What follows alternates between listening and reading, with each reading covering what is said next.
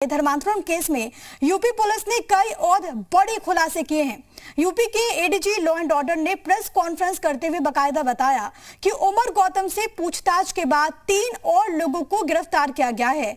इनके नाम इरफान, राहुल भोला और मन्नू यादव उर्फ अब्दुल मन्नान है। इरफान एक इंटरप्रेटेटर है जो कि दिल्ली में मिनिस्ट्री ऑफ चाइल्ड वेलफेयर में इंटरप्रेटेटर का काम करता है। इसकी वजह से उसकी मूक बधिर लोगों में अच्छी पकड़ है।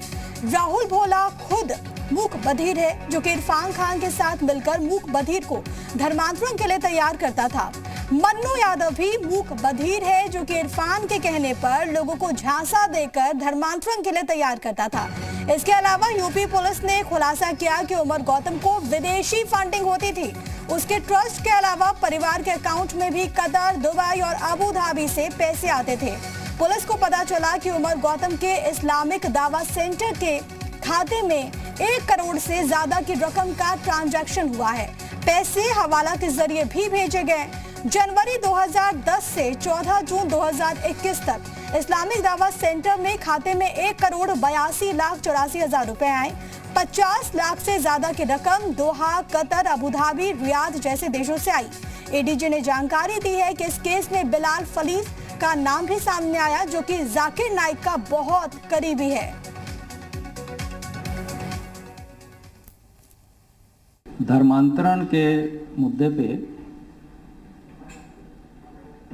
2 व्यक्तियों को पहले गिरफ्तार किया गया था, उमर गौतम और जहांगीर आलम को। उससे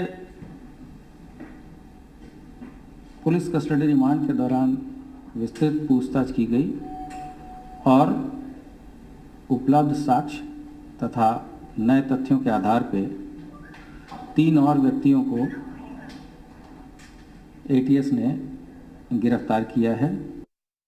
इस्लामिक दावा सेंटर के खाते में कुल 1 करोड़ 82,83,910 रुपये खाते में आए हैं।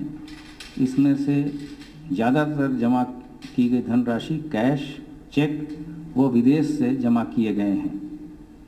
भारी मात्रा में कैश डिपॉजिट और कैश विड्रॉल किया गया है और इन ट्रांजैक्शंस का हवाला नेटवर्क से भी संबंध होना विवेचना के दौरान प्रकाश में आया है।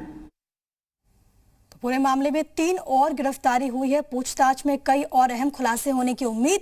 संकल्प मेरे साथ मेरे सहयोगी लखनऊ से लगातार बने हुए हैं। संकल्प, ये मामला लगातार हर गुजरते दिन के साथ बहुत ज्यादा गंभीर होता जा रहा है और अब जो बात सामने आई है कि विदेशी फंडिंग होती थी इसमें।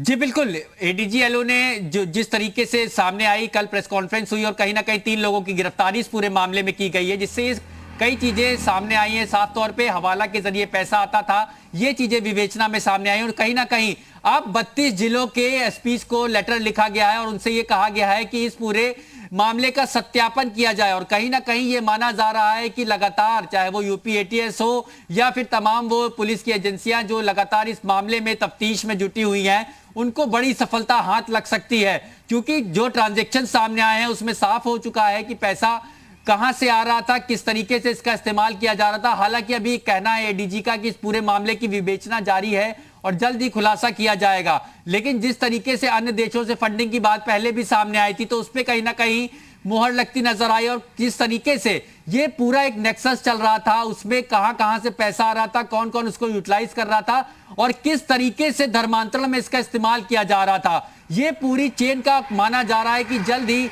पुलिस की तरफ से भांडाफोड़ किया जा सकता है। हालांकि कई ऐसे अहम राज पुलिस के सामने आ चुके हैं। जिन लोगों की गिरफ्तारी हुई इस पूरे मामले में, उनसे पूछताछ में कई चीजें सामने आई हैं। फिलहाल 32 जिलों के एसपी को सत्यापन के लिए पत्र लिखा गया है और यह सुनिश्चित किया जा रहा है कि इस पूरे रैकेट से जुड़ा हुआ कोई भी पहलू अछूता ना रह जाए और अगर जिन जिन राज्यों में इनके स्लीपर सेल सक्रिय हैं या फिर कुछ ऐसे लोग जो इस मामले के प्रकाश में आने के बाद देश छोड़ के भागने की फिराक में हैं, अन्य राज्य में शिफ्ट होना चाहते हैं या फिर चोला ओढ़ के बैठे हुए हैं किसी दूसरे, कहा जा सकता है कि शहर में या कहीं और, उनको भी तलाशा जा रहा है और लगातार वो सारे फोन नंबर, वो सारे अकाउंट नंबर और जिस लगातार तरीके से खंगाले जा रहे तमाम हैं। खुलासे हो रहे हैं, वो इस बात का संकेत तो है कि लोगों ने अपनी पैठ को कितनी गहरी कर ली।